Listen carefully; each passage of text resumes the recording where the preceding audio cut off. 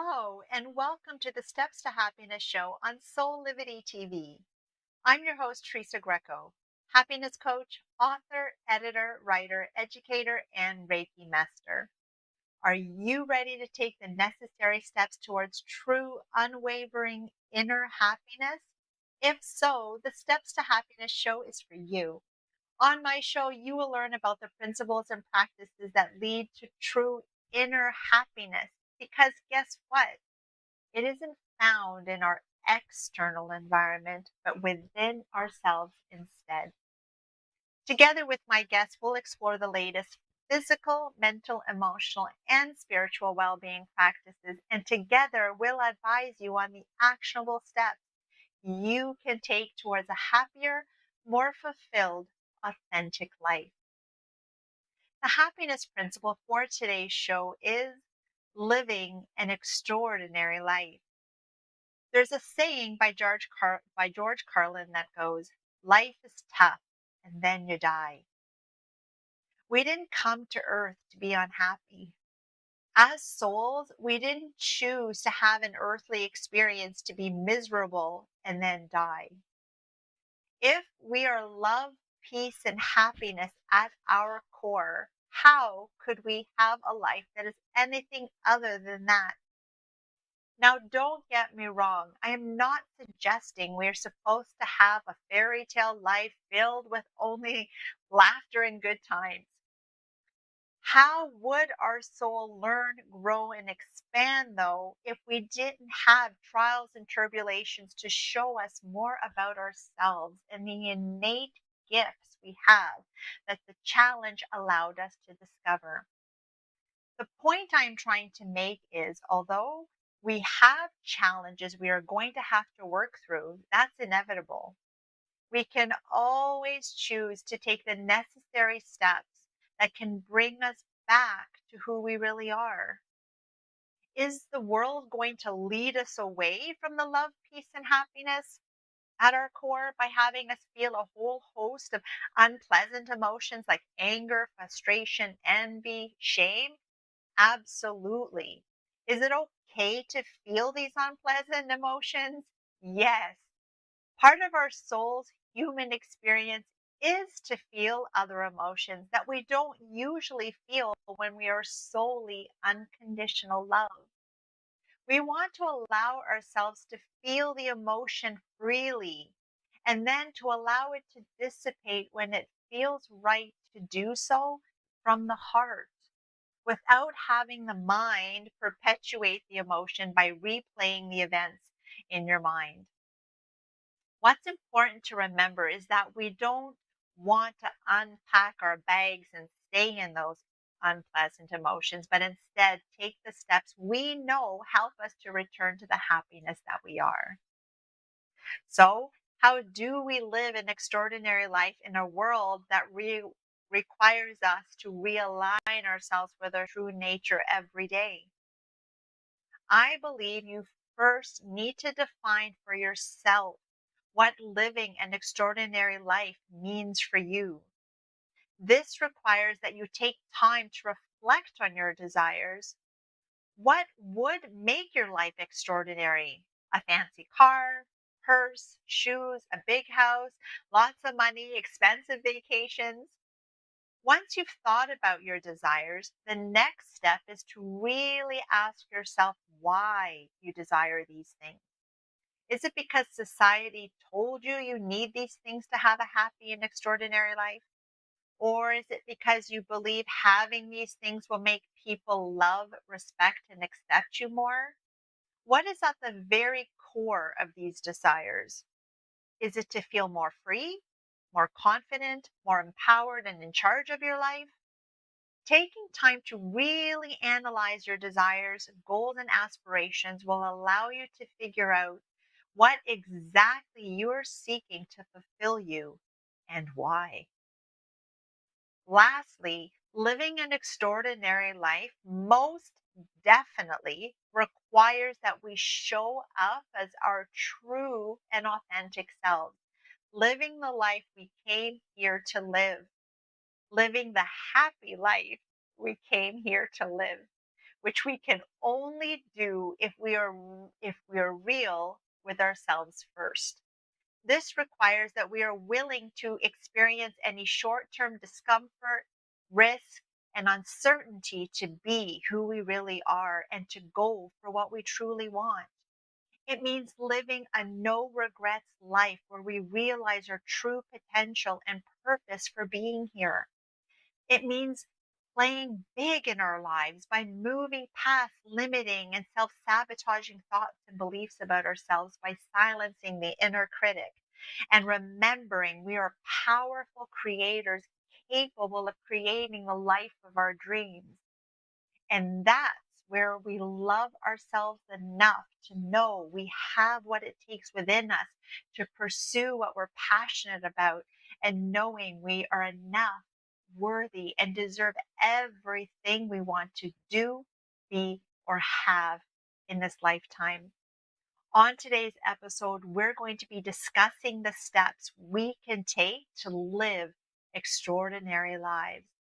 I'm excited to get started. So let me welcome my first guest. He's a former monk, inner fitness and communication coach, the creator of the Zen Zone mindset training, and an author. Alan Knight, hello and welcome to the show. Well, thank you so much, Teresa, for having me. It's a pleasure to be here. Thank you. Now, Alan, today's happiness principle is living an extraordinary life. And I believe you created a 9-step program that helps people to achieve just that. Is that correct? Yeah, over the years, I've created a 9 step formula that helps speed up the process of self mastery and communication mastery as well. Over 30 years ago, when became a coach, I saw clearly that in order to make a difference in the area of training and education, that a lot of people that were coming to me, and I would do my basic self assessment to help them. Many of them were coming to me because they wanted to improve their communication skills, both in business and their personal life. And it became clear to me that 80% of our communication actually comes from the inside out. So when I embarked on the coaching industry, I looked around the whole self-development world and asked myself, what are most people doing right now? What kind of coaching exists? And what are their strengths and what are the areas of weakness that I could so that I could create something unique? And then a light bulb went on because most of the people that came to see me and I would do my assessment. We would rate them 0 to 100% in about 30 categories, and many of them had admitted to me that they had invested anywhere between five, 10, even $20,000 on self development. Yet many of them still procrastinated, had their mind, which was way too busy and hyperactive, social anxiety, lack of confidence, and the list goes on. So I said, something's wrong here. They've invested so much money and time, and they're still not transformed in the way they would like. And then the light bulb went on for me when I realized if I am in terrible physical shape, 100 pounds overweight, and in terrible shape, and I hire a fitness coach, they don't send me to a rah rah seminar or have me read a lot of books. They get me in the gymnasium on a program. And if I do that every day, 5, 6 times a week, in several months, I'm going to be in top shape. So I thought if that's true for physical fitness, the same should be true for inner and verbal fitness. And I always wanted to connect the self development with communication skills. And that's what led me to create the 9 step formula. And so by going through this formula, will people understand what living an extraordinary life means for them? Because that, in my introduction, that was one of the questions I posed is understanding and defining for yourself what living an extraordinary life means for you. And so by going through your program, are they going to have some clarity as to what that is and how they can achieve it? Well, that's the whole point of the 9 step formula. And it goes beyond being clear. Being clear is one facet of the journey. So it has to be included. Of course, people, because I'm not interested in people listening to me and following my own belief systems. The whole point of me creating a duplicatable system is so that people can go through it and 60 to 90 days come to quite a high level of inner freedom, mental toughness, self confidence, and start communicating very effectively, and then have a self coaching system for life. So they're living their own desired life. For some people, that might be becoming a multimillionaire. For other people, it might be a simple life, but happy and content just as much as someone who has a lot of money in their life. But absolutely, they get clear. Yes, yes, and then thank you for pointing that out because it has to translate into action. That's the last part. That if there's no behavioral change, then yes, I can be clear in my mind, but if I take no action towards it, then I'm not going to make any changes. Well, you're absolutely right, Teresa. And one of the things that I make clear to everybody is over the years, I realized that a lot of people are looking for quick fixes. So they read a book, Mm, maybe another seminar will give them the answer. And what I tell people is not this expression, knowledge is power. It might be true if we want to become doctors, we need 7 years of learning a lot of knowledge. But when it comes to self mastery and inner freedom and verbal fitness, the opposite is true. The heart is power, presence of mind is power, compassion is power, patience is power, and knowledge helps, but it's not the number one thing. So I tell people that go to seminars, read books, that's great. That's great for awareness building. But unless you take the awareness into emotional commitment, unless you take the emotional commitment into consistent action, unless you take all of those three into effective communication, it's limited. So the 9 step formula that I developed is a holistic approach which touches on every one of those areas and some others as well. wow, this sounds so exciting. Okay, are you ready to get into it? I think no, I'm ready. I'm ready. Okay, awesome. What is step number one? Well, step number one is very simple step is connecting with your present, getting in touch with your current life condition. So we offer people a kind of a lifestyle assessment, an x-ray, if you will, that helps them to get clear where they're strong, where they're weak. They do the evaluation, they do the x-ray, and then we have them redo it every month. So they literally see their lifestyle scores increase. Mm, So step number one, you have to have the courage to admit that you have things to learn and grow in. Do the assessment like you would go to a doctor. They assess where your area of need is physically in the same way we do this in terms of your entire lifestyle. So getting clear on the present is step number one. and that can definitely be hard because a lot of people want to mask the things that they need to work on, putting it in the closet, under the rug, with alcohol and parties and drugs and all these other things, rather than taking a step back and actually looking at themselves and where, like you said, the weaknesses are, the strengths are, what they need to work on, what they don't, where they want to improve, all of those things. So when you said it takes courage, absolutely, it takes courage. So excellent. And that also for me, I don't know if this ties into one of your other steps, but for me, as soon as you started saying that, it sounded like accountability as well. Is that really taking a hard look at your life and taking accountability for where it is in the present moment, as you said, is that okay? The raw facts are this is where I need help, or these are the trauma or adversity or rejection or all the other things that maybe are still plaguing you that you need to work on. Right. The accountability is very important, but I think there's different levels of accountability. Step number one is taking the accountability intellectually. So it's one thing to do the assessment, but we have to wait until step number five where we really get into action and accountability. So the first one is more of awareness, to be aware and be willing. I think what you're talking about is be accountable instead of blaming others. Because if you don't have the courage to look inside, you're just going to perpetuate dysfunctional relationships, which are a spinning wheel and an endless cycle of dysfunction and codependence, where you either bully someone or criticize them, or you're too timid and shy and let people step over you.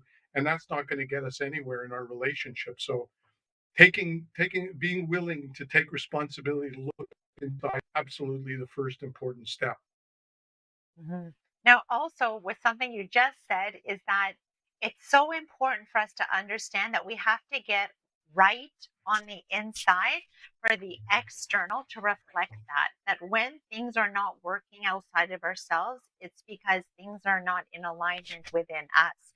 So I just wanted to really highlight that point that when you're analyzing your life and looking at the areas of your life that you're not happy with, is that again, you're not pointing fingers at everybody else, but understanding that when you go inward and you align yourself in all the areas that you need to within yourself, that then you start to see real and what seems miraculous, all of a sudden, all the issues that were happening outside of yourself. And I had a guest on another episode that said the same thing. Is like, I didn't even do anything, and all of a sudden, things were all sorting out themselves somehow or another, just by aligning ourselves with the truth of who we are and what we need to work on and what we need to release and what we need to forgive and all of those different things.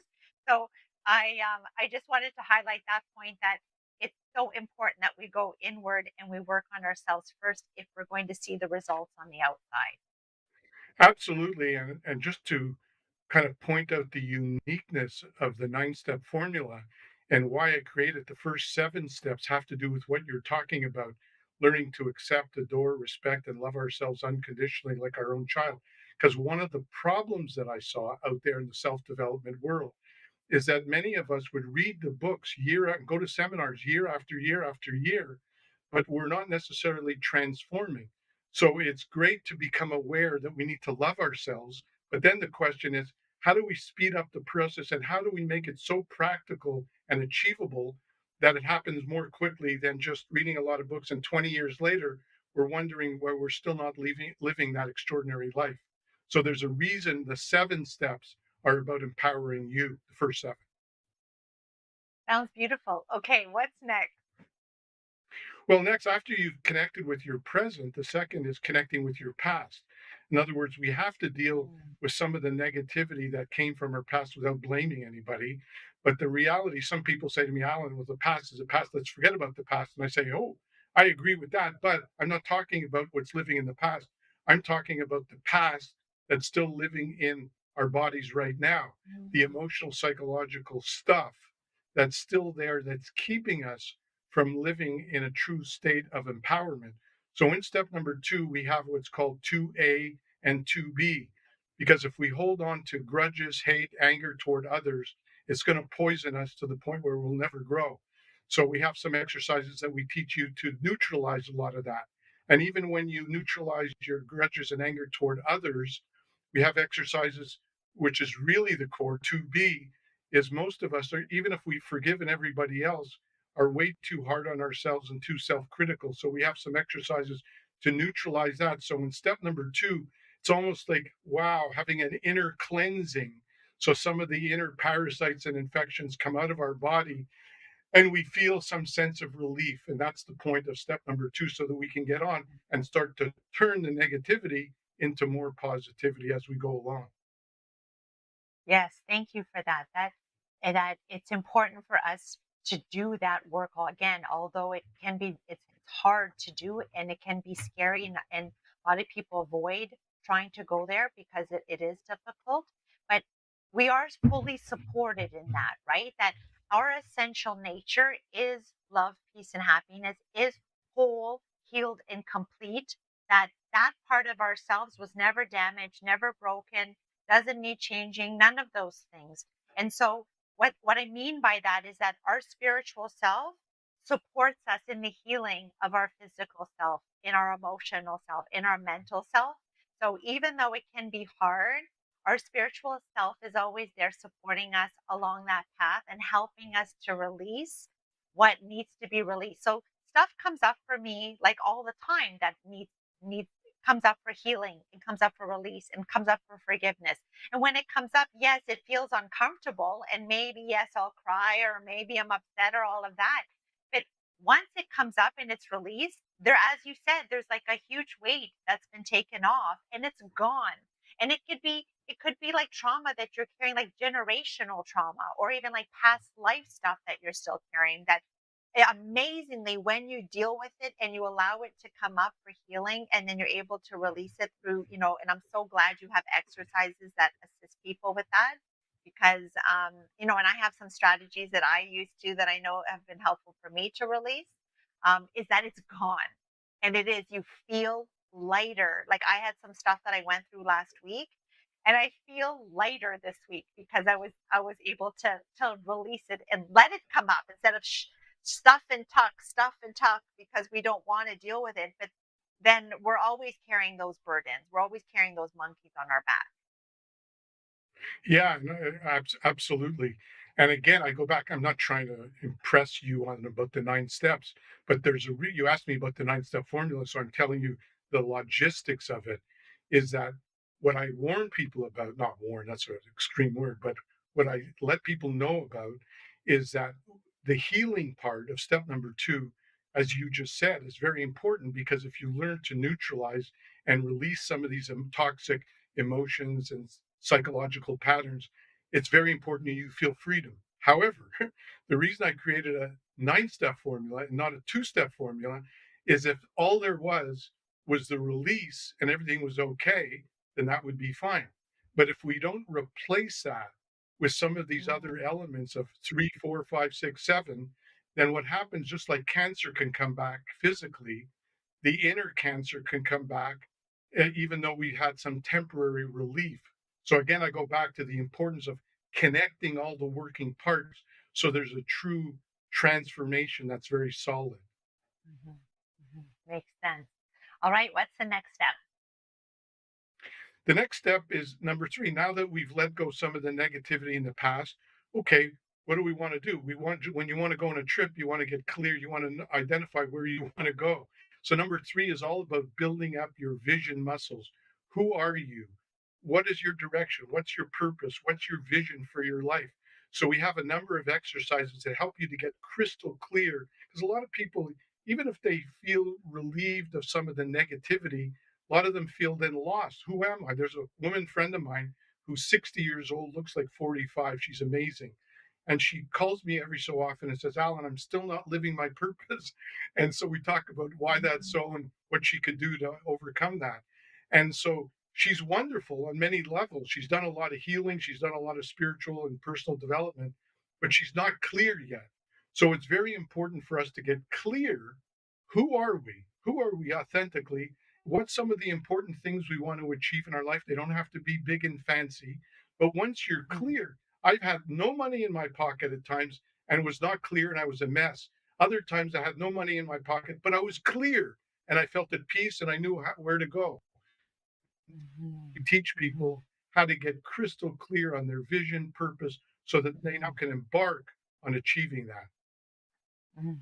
Yes, that's such an important step and understanding why they might be desiring certain things. So I talk about that in the intro of this show too today is that really when you say crystal clear it is it's going deep, going deep, going deep. Why do you want that? Why do you desire that? Why do you like why do you have those goals? Why do you have that? Is really like what is at the core of it so that because a lot of us want to achieve or earn or buy or gain all things that have been dictated to us by society, family, culture, religion, all these things that, oh, you'll have an extraordinary life when you have a big house and you have a healthy family and you have cars in the driveway. And it's all external uh, desires for the life that we might want or the things that we want to achieve because society said we should be doctors and lawyers and accountants and all these different things, which is that's not that's not what we're talking about, right? Is that when you really go deep and become crystal clear, then you know what your true authentic self came here to be in the life that we were really meant to lead. So this step I think Absolutely. is really important. Absolutely. I agree 100% with you. And then one of the things that I also include in step number 3 is the emotional intentionality, because again, it goes back to a lot of us spot into the mind, the rational mind, which the great Ramdas Richard Alpert, one of my mentors in the past, said the rational mind is a great servant, but a terrible master. And we live in a world, of tweeting and reading and more knowledge, and knowledge is power, and our minds could get overwhelmed. And the mind is important, it's a great tool. But unless we get emotionally fed up with mediocrity, and one of the things I teach in step 3 is not only to get clear, but to bring out your inner warrior, warrioress, goddess spirit that says, nobody, nothing, is going to get me off track from living my dream lifestyle. Because not only do you want to get clear, but you want to get emotionally living with 110% intentionality in achieving that goals and those dreams. So you got to connect the mind with the emotions is my point. Mhm. All right. So we're like so close to our time ending together and we're only at 3. So I'm going to stop interrupting and I'm going to let you just go through the steps. And maybe we have to condense them just a little bit. So because I really want to make sure that you get to talk about all of them. Okay, number four. Now that we know what we have, our muscles are built up, we have to have the inner world on. We need to be mentally tough, emotionally sound, spiritually on track. So we teach people a variety of inner fitness, inner muscle building exercises. Now you can catapult yourself from the inside into that number 3. So that's your inner power. 5 is your outer power, your building up of your lifestyle, action and accountability, taking charge of your life. You talked about accountability. So we have a personal accountability system, prioritization exercises, support partner. So now you're building up over weeks, a number of weeks, your inner power and outer power. Inner, outer together represent your total personal power. Number 6 is no matter who we are, we're always going to deal with the scud, I call them the scud missiles of life, challenges, obstacles that come our way. 10 years ago, I was diagnosed with Parkinson's. It ended up being my best, push myself to a deeper level of soul, deeper level of self mastery, and I work on it, and I plan to heal it completely. Most of my friends don't even know that I have it because it's not obvious. So it's been a gift for me, but it's a scud missile. It was a challenge, and I had to practice what I preach because we have self mastery exercise where when you get off track and you get affected by these challenges, how quickly do you pick yourself up by the bootstrap and get back in the Zen zone, the super highway of life? 7 is the true power to manifest. People talk about the law of manifestation. Once you've achieved greater levels of number 1 to 6, now you can go and practice some of the most motivational techniques so that you truly start living in grace, harmony, and synchronicity on a whole new level. So, step 1 to 7 is all about empowering you. Then, number 8 becomes much easier, communication mastery. Now we talk about communicating one to one, whether it's finding your soulmate, dating, personal entrepreneurship, networking, public speaking. It applies to all. So we teach people the techniques and the content, how you communicate, how you negotiate a conflict, how you network more effectively, how to become an effective public speaker, how to be more effective at dating and attracting your soulmate, which you and I have talked about in the past. So 8 is all about communication. And the last one is making a difference in the world, the connection to the world at large, where we teach people how to get into legacy circles and make a difference in the world. So those are the 9 steps. I hope I didn't go too fast. No, no, it was good. Thank you so much. I mean, we could have a whole show just going into each a little bit deeper, but it really sounds like you have it all bundled so nicely that at the end, it's then that the important part is making a difference and leaving a legacy and all of that. But we can't do that until we've worked on ourselves and are then able Exactly. to. Mhm, mhm. Now, Alan, if people Exactly. want to connect with you and learn more about your program, how can they do that?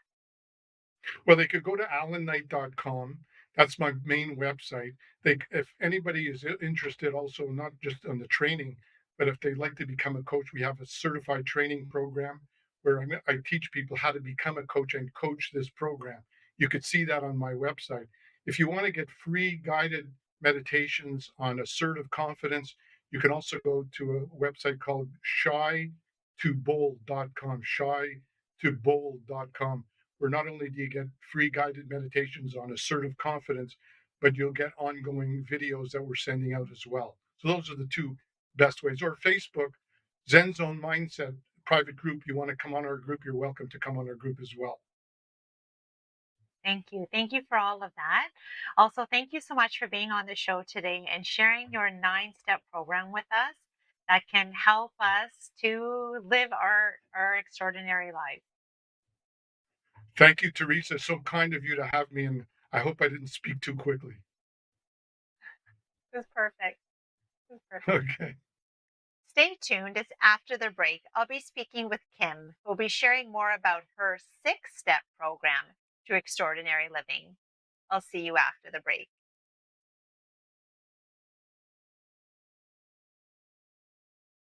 Solivity Magazine and Beyond Words Publishing want to remind you about the importance of continuing to follow public health guidelines to protect yourself, your loved ones, and your community. Please continue to wear a mask, wash your hands, and watch your distance. Please visit these sites for further information about how to stay safe from COVID-19 into the new year. Remember, love protects us.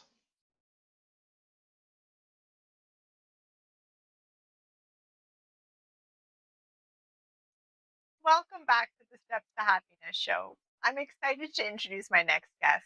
She's a licensed counselor, certified coach, trainer, international speaker, author, and the founder of Olver International.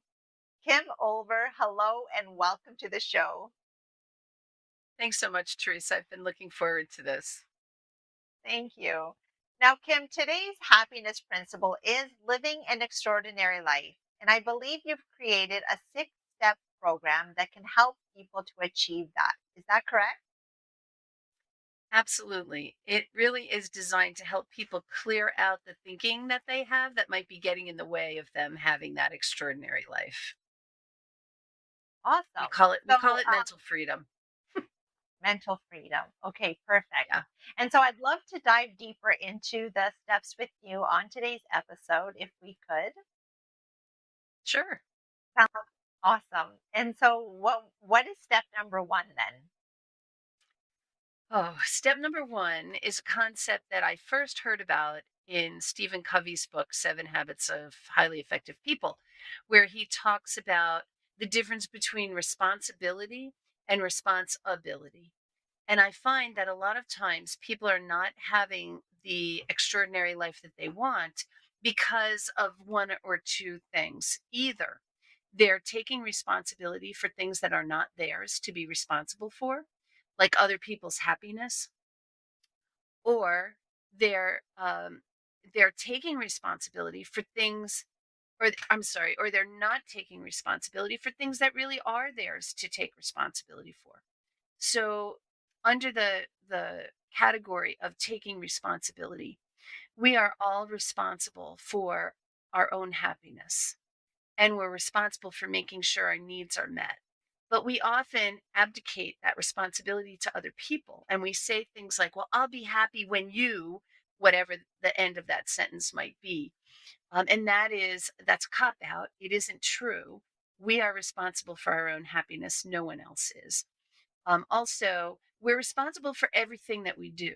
If we do something, we're responsible for that, and we're responsible for the consequences, even if they're unintended, even if we didn't foresee them. If you did it, you're responsible for it. That doesn't mean that you're culpable. It doesn't mean you should be punished for it. It just means that if you Mhm. did it, it's your responsibility. And then it's also your responsibility. Um, it's half your responsibility of any relationships that you're in. So I'm responsible for my part of the relationship, what I do, what I say, what I invest, and the other person is responsible for their part of the relationship. The mistake I see with people taking responsibility for things that aren't theirs, it often happens in trauma.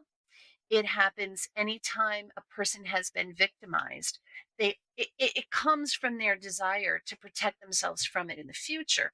So they're trying to think about, how am I responsible? What could I have done differently? So the woman who was molested by a family member for years somehow feels it was his or her fault for the molestation. Or a woman who's been raped may think about, well, if I didn't wear that dress, if I wasn't in that part of town.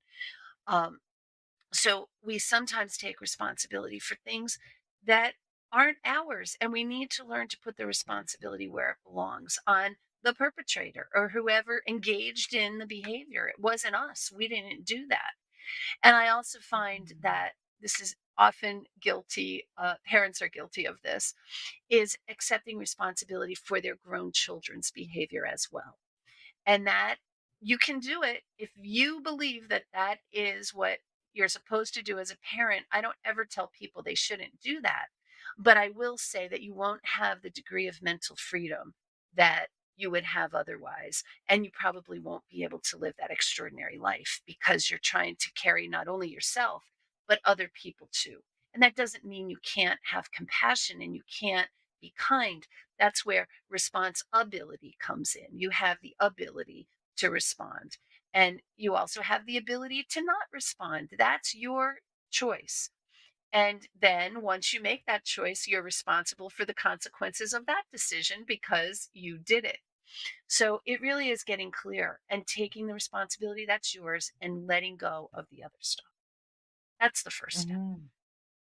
Yeah, a couple good nuggets I want to just highlight is is definitely the accountability in the first step, that it's important for us to stop playing the victim, but to be victors of our life instead, and understanding that life isn't happening to you, but life is happening for you and through you as well. And so when we understand that, then we can start to look at ourselves rather than doing this, right? That when we point at everyone else about, if only you did this, I'd be happier. If only if you were different, I'd be happier. If only you were skinnier, I'd be happy. If only you were more attractive, I'd be all these other things, right? But then we always have those three fingers that are pointing back at us, that we need to take accountability. And as you said, understanding that happiness is exists within us. It's a choice that we have to cultivate it within ourselves, and all of that. So I really love that point that you said. Um, and then also the points that you were making about not accepting the actions of anything really outside of your own control, right? We can only ever control ourselves and our response to it. And so separating that is important. And in the last example, I was thinking is that, I have two teenage children, and I have to let that go. Like, I am so busy with all the other things. If I have to micromanage like what they're doing, and we do a disservice if we're actually assuming responsibilities that are theirs to assume. So that's also really important. So I just wanted to highlight those 2 points. I really love that in that first step. So what is on step number 2? Okay, I call step number 2 the unconditional trust challenge. And people think I'm crazy because I'll start off talking about this by saying, I trust everybody. And I do. I trust everybody, whether I know you or I don't.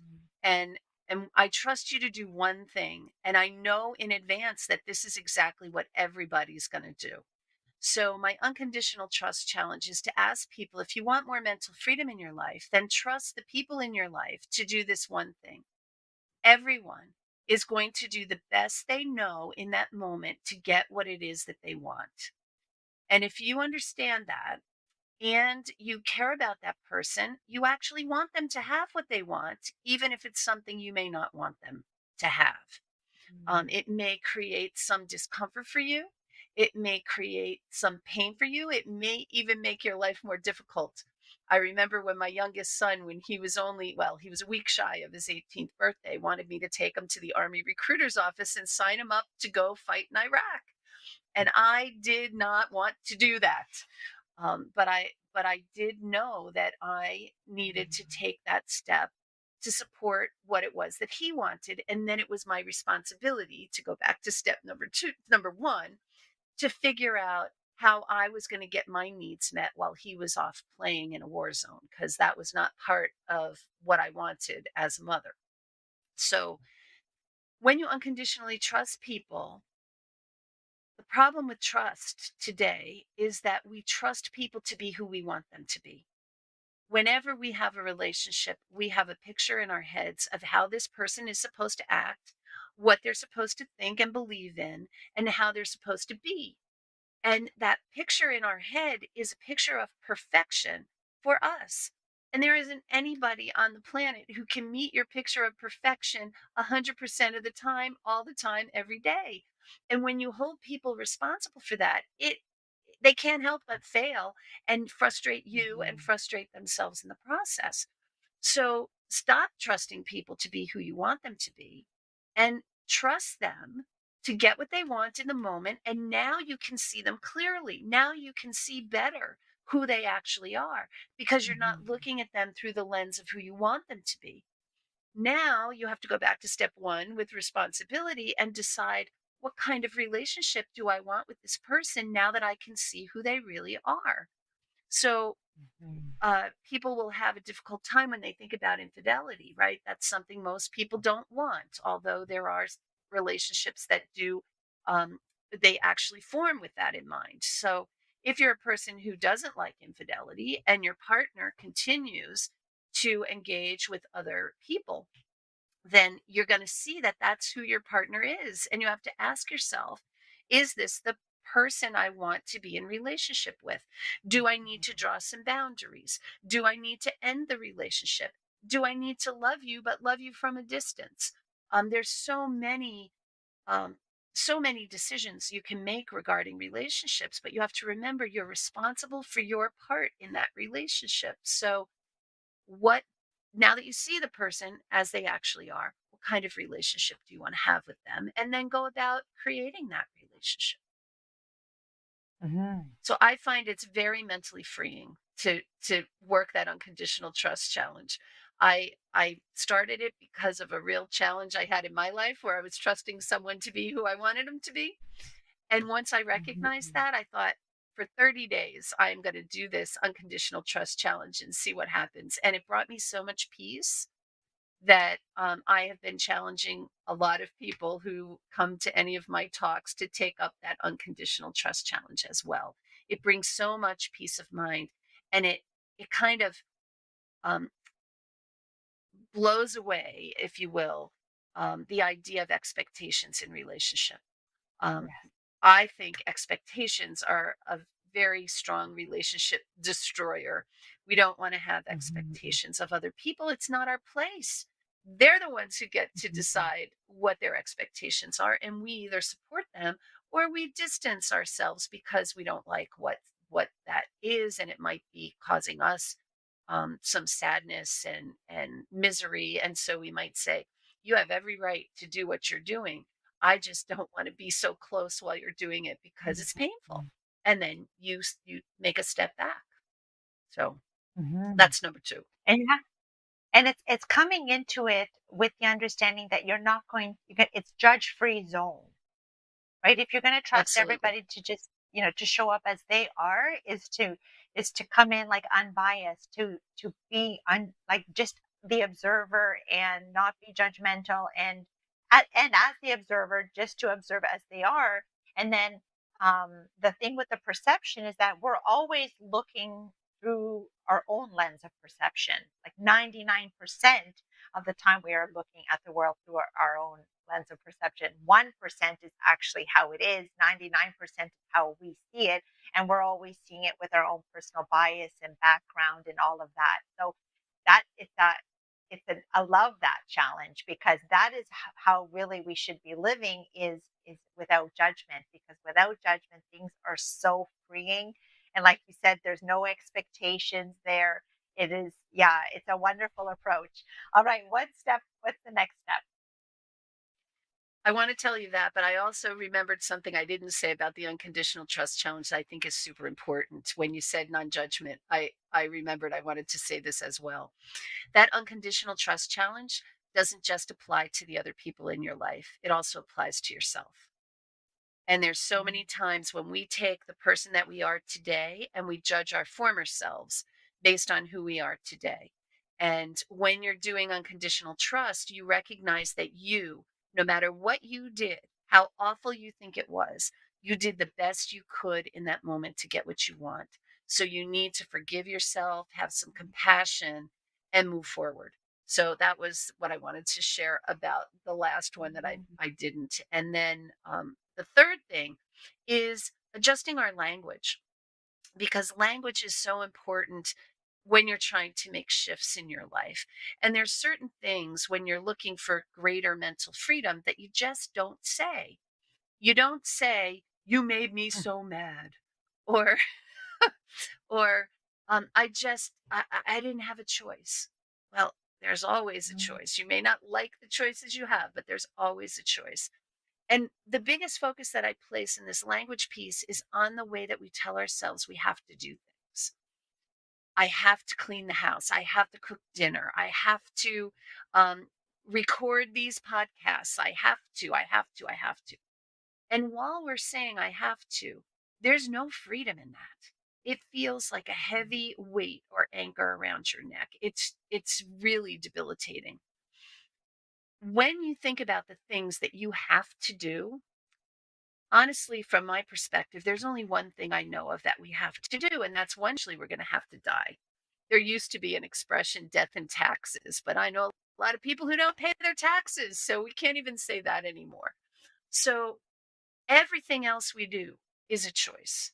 And it's not just a choice that we're making, it's actually that we're doing because we want to.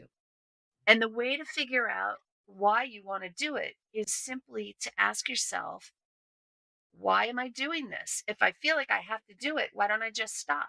There's usually a reason. And whatever that reason is your motivation for doing it.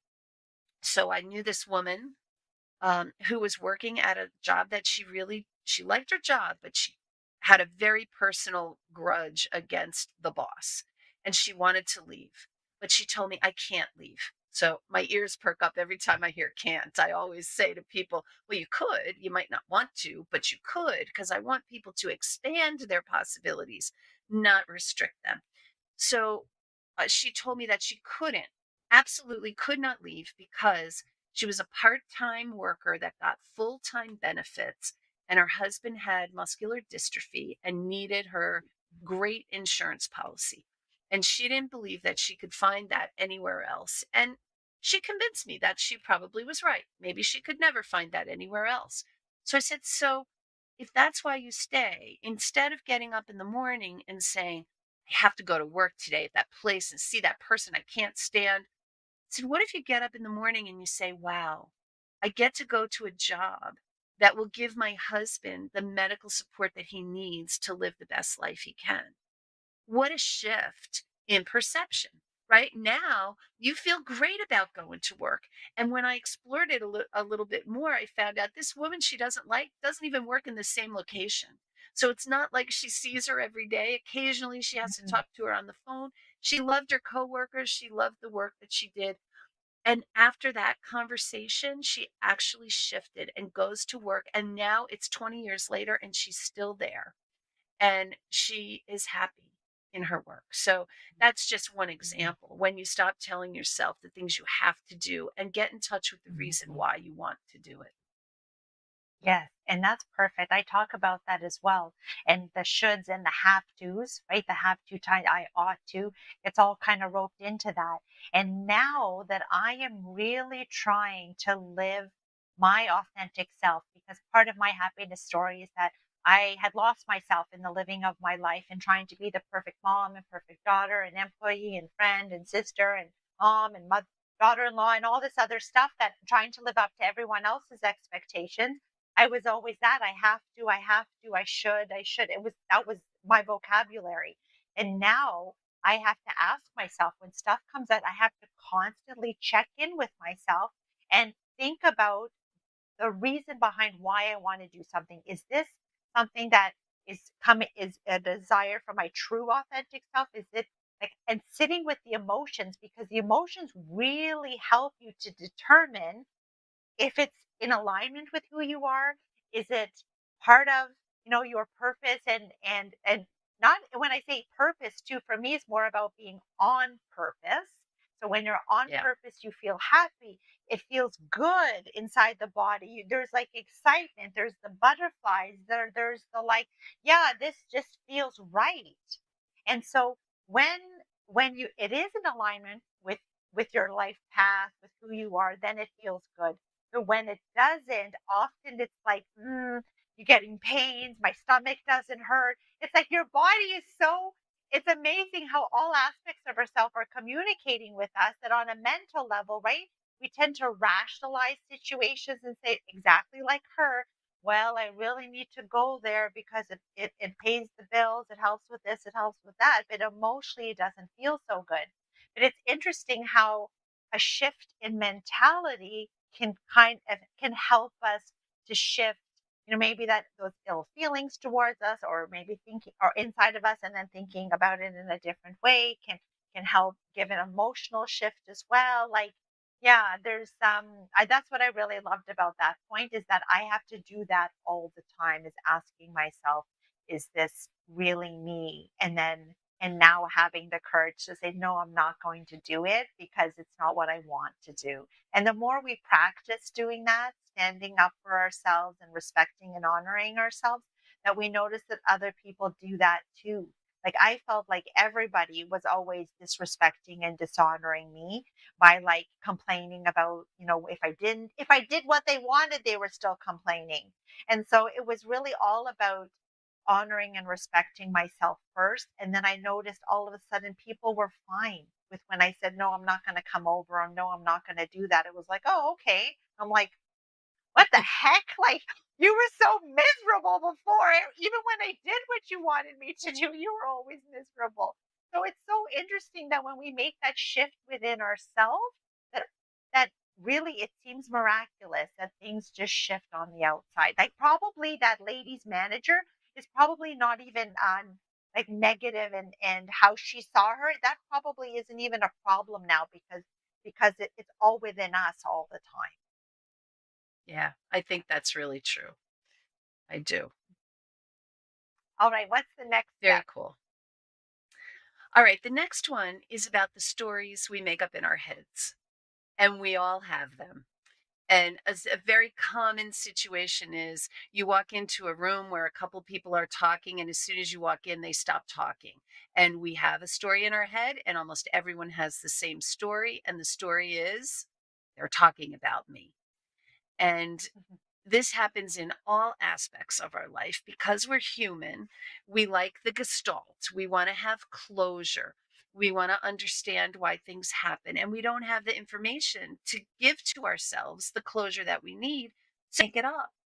And the problem with making it up is that our brains, we know from neuropsychology, are hardwired for negativity.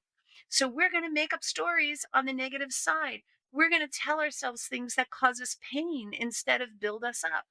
And this is not something that leads to mental freedom or an extraordinary life. So we need to get a handle on what those stories are. We need to hear that small voice that might be whispering in our ear. Sometimes it's screaming at us, but a lot of times it's subconscious. You don't even know that it's happening. So you have to tune in when you feel something bad, painful. Tune in and ask yourself, what story am I telling myself about the situation that I'm in? A lot of times those stories are bogus. So you walk into the room and people stop talking about you. Maybe they are talking about you. I can't tell you that they're not. That's one possibility. But the other possibility is that they were talking about something that's private and you weren't part of the conversation. So they stopped.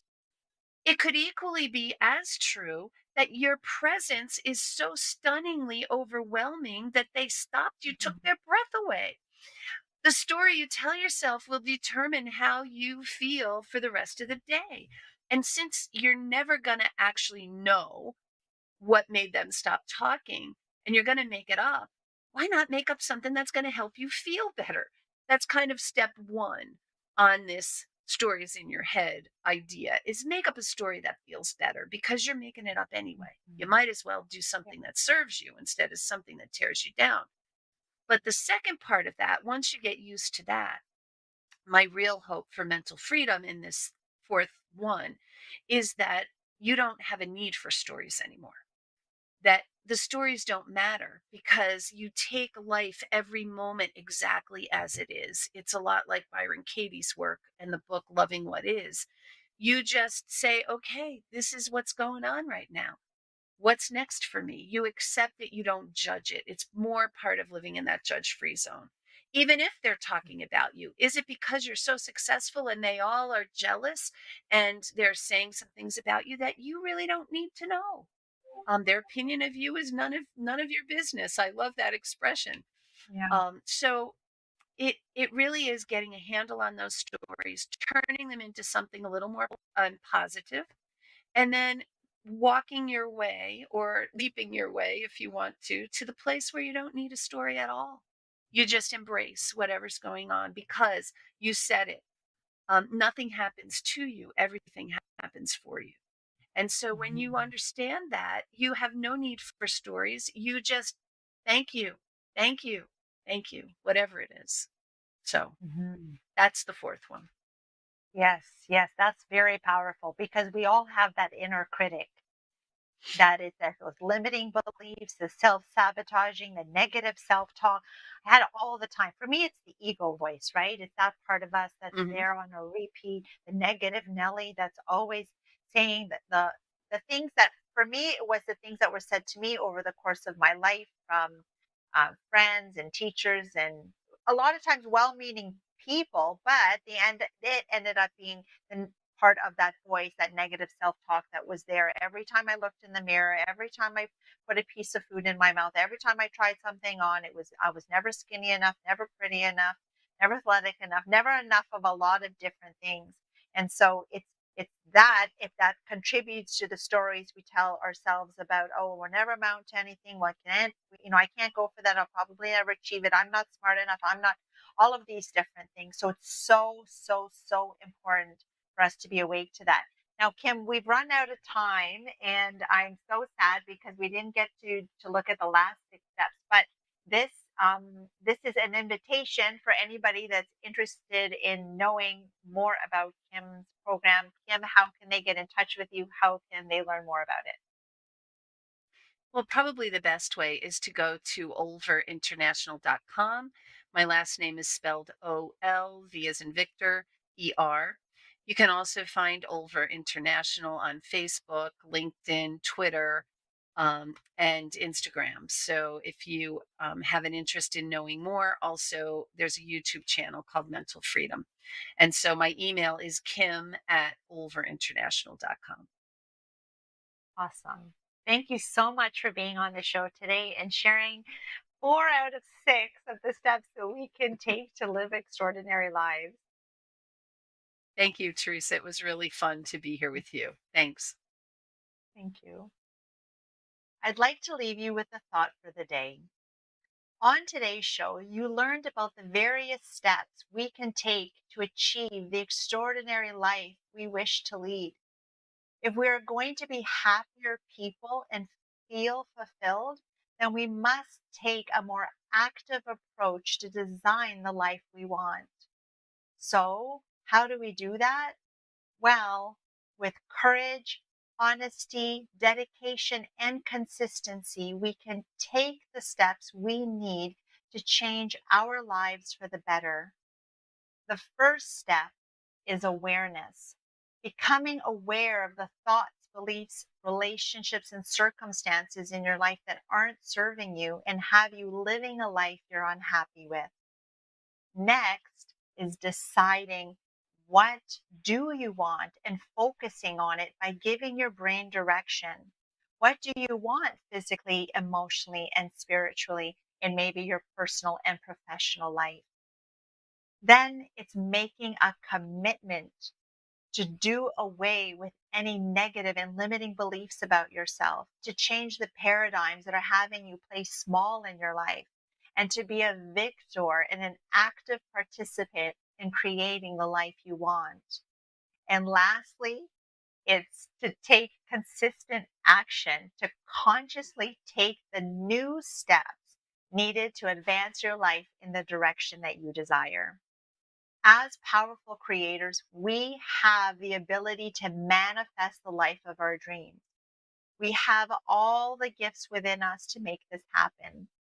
Remembering who and what we really are can assist us with taking those steps in the direction of the extraordinary life we always dreamed of, but never thought was possible. As the poet Rumi said, what you seek is seeking you.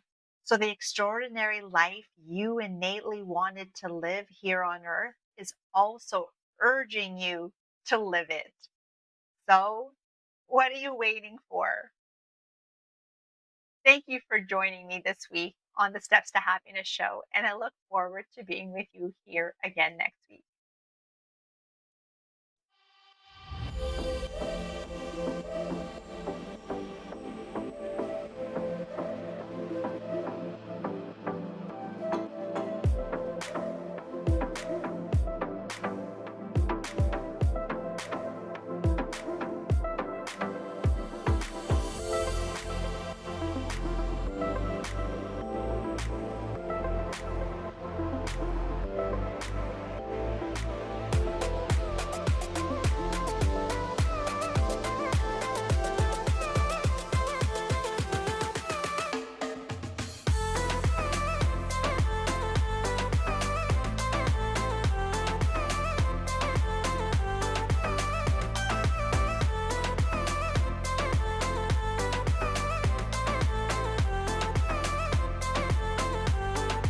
To connect with Teresa Greco after the show for coaching, workshops, and speaking engagements, you can visit her website at teresagreco.ca or by email at stepstotruehappiness@gmail.com or follow her on Instagram at Teresa Greco _steps to happiness or on Facebook at Steps to True Happiness with Teresa Greco.